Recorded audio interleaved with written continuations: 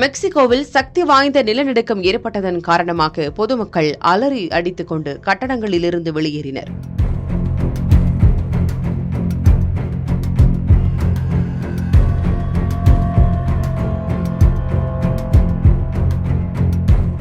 உலகம் முழுவதும் புத்தாண்டு உற்சாகமாக கொண்டாடப்பட்ட நிலையில் வட அமெரிக்க நாடான மெக்சிகோவிலும் புத்தாண்டு உற்சாகமாக கொண்டாடப்பட்டது.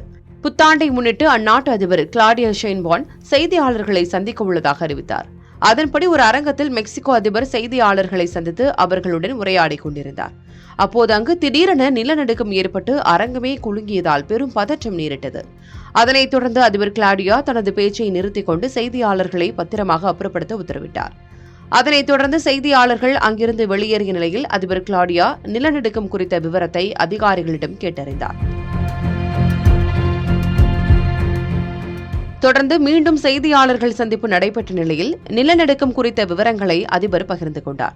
மெக்சிகோவின் தெற்கு மாநிலமான குவேராரோவில் 6.3 ரெக்டர் அளவிலான நிலநடுக்கம் ஏற்பட்டதாக புவியியல் ஆய்வு மையம் கூறியுள்ளது.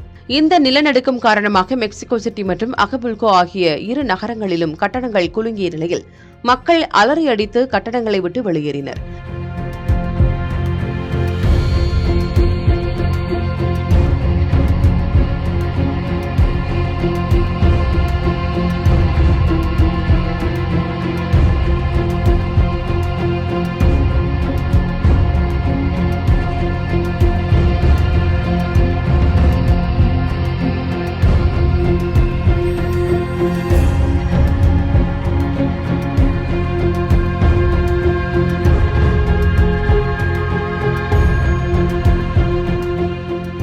இந்த நிலநடுக்கம் காரணமாக உயிரிழப்புகள் ஏதும் ஏற்படவில்லை என்று மெக்சிகோ அரசு சார்பில் கூறப்பட்டுள்ளது.